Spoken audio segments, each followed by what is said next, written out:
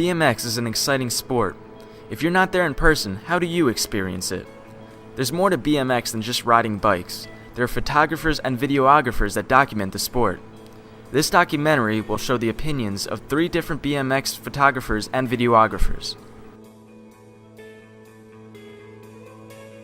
When you start talking about how a BMX photographer helps out the BMX industry, it really is a full circle thing and everything's kind of intertwined. If I shoot a photo of a rider, give that photo to a company, the company then uses the photo in an advertisement in a magazine. So already the rider's getting coverage, which helps out his career.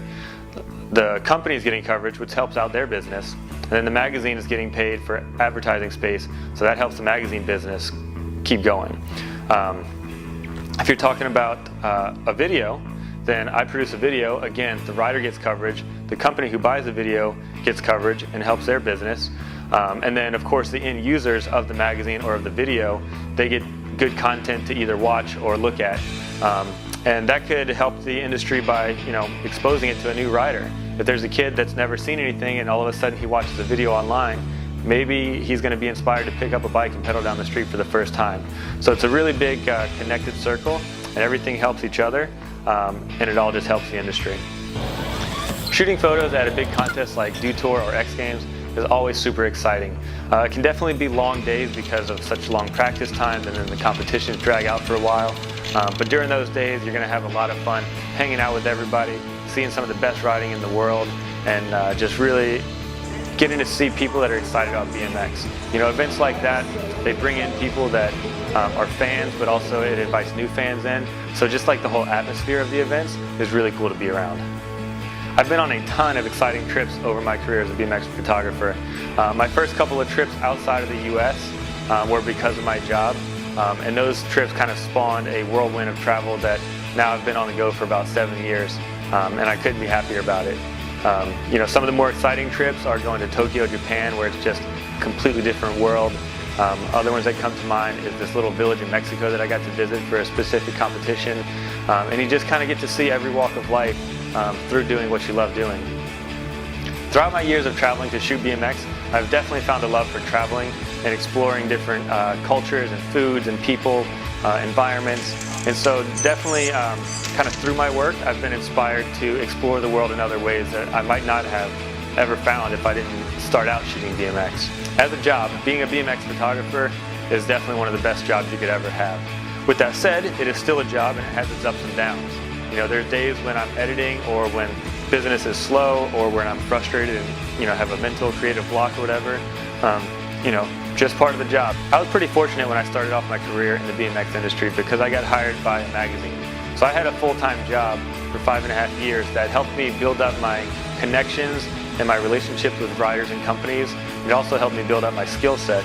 So by the time I wanted to work for myself and do freelance full-time, I kind of had everything in place that I needed to make it work for me. So now being a professional in this industry is definitely profitable, but for other people starting out, if you're just starting out at the freelance level, it's going to be a little more difficult to get things off the ground. But for sure, if you set goals and stick to it and work hard and your work is good, you'll be able to make it. The fact that I'm giving back and contributing to such an amazing sport and lifestyle and community that is BMX. I grew up riding BMX and it's what I've been passionate about my whole life. So it's great to be a part of that whole family and that community and feel like I'm giving back to it. I find filming and taking photos fun, mainly just because I like being creative. I've always been creative since I was a kid. It's a fun way to kind of express myself. And the main thing is I like to get my photos out there, just let other people see it, think it's cool. It just makes it, it feels nice when other people are appreciating your work. So I like filming during the day a lot more because you get the natural light. I think at night you can light up spots, but honestly I don't have enough lighting and stuff to do that. So that's why I like filming during the day. You can use the sunlight. It's a lot easier to get creative with the lighting and all that. I like filming with the DSLR camera. Mainly just because there's so many options. You can buy so many lenses, there's so many accessories. You can get 1,000 different lenses, all different focal lengths, and you can just get you know, creative. You can get real close up, you can get far away. It's really fun when you can, you know, editing afterwards. You can do a lot with the colors. You can edit, you know, obviously you can go black and white.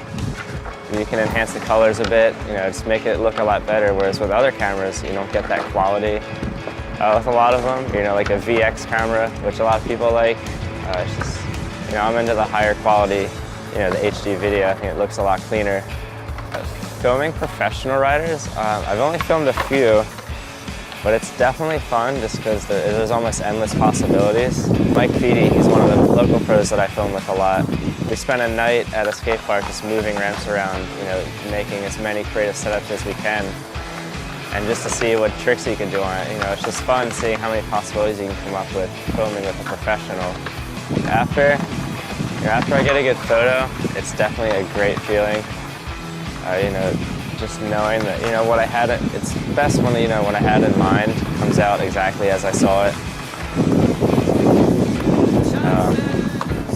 You know, it's a good feeling, and then you can go home and look at it on the computer, on the big screen, and actually edit it, you know, get it exactly how you had it in your mind. And that's what I always like to do, is just, you know, just as long as I can get creative with it and make it look good, it's a great feeling afterwards. I first got into shooting photos when I was like 13 years old. I was going to the Incline Club skate park a lot, and I ended up getting hurt and couldn't ride for a while. I just had like a little camera. I messed with it there, shot some stuff with my friends. Never really did anything outside of there. I got older, started riding street, and it just developed from there. With street riding, it just is shopping around. We go to different cities and all over the country and all over the world, in fact. Just to find spots, we like ride handrails and stair sets and like interesting transitions, stuff that like the normal person wouldn't really think is anything at all. When you're shooting stuff like that, you have to be creative. With being a photographer, you want to do the trick justice, you know. That's what I was told when I was talking to other photographers when I was younger. Just like make sure you make the rider and the trick look the best. So whatever you can do to do that, you got to find the angle and you got to light it right. And sometimes you use flashes, sometimes you use natural light. It's just like really up to what you think is best for the spot. Along with shooting photos, I also do some filming. There's like a big controversy in BMX, which is like SD versus HD, which is like standard definition versus high definition. The main difference really in the look would be like the aspect ratio, like the 4:3 of a standard definition camera and the 16:9 of an HD. It's like wider and thinner, and then the standard definition is like a little more squarish. It's a little bit better looking for me, I think, for BMX. I think it shows the tricks better. I think standard definition is just like what I'm into. It's like an East Coast vibe, you know, it's a little grittier. A lot of people out in California are using the HD like full time, and that's cool too, but for me, I prefer to use a VX over anything. And so with shooting VX photos comes just like a lot of different conditions. Sometimes it's the middle of the day, sometimes it's night. You gotta work around the rider, like if you're there and the rider wants to do something. Sometimes it's not the best condition for you, but you just work around it and make the best out of it, and hopefully it comes out good. With shooting at night, it's kind of a pain sometimes. Like getting all the shadows out of the walls and stuff, and trying to make it look as clean as possible.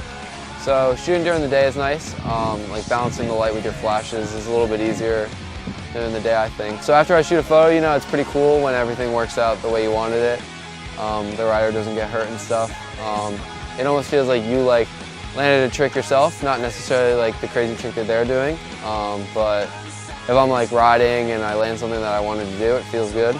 And shooting a good photo is kind of like the same feeling, or like filming a clip, everything works out, the rider's happy with it, and everyone's just happy in the end. With getting my work out there, when I was younger, I had like a Flickr account and a Tumblr blog that I would just like post my stuff on, not necessarily like for people to see it. It was just like for me to have somewhere to put stuff, and really for me to send like to my family members that couldn't see the stuff I was doing in person. So I'd like send that, and nowadays I have my own website, and I use Instagram a lot and like other social media networks to get stuff out there, and contacting with like the magazines and keeping in contact with like the editors and stuff is a good idea too.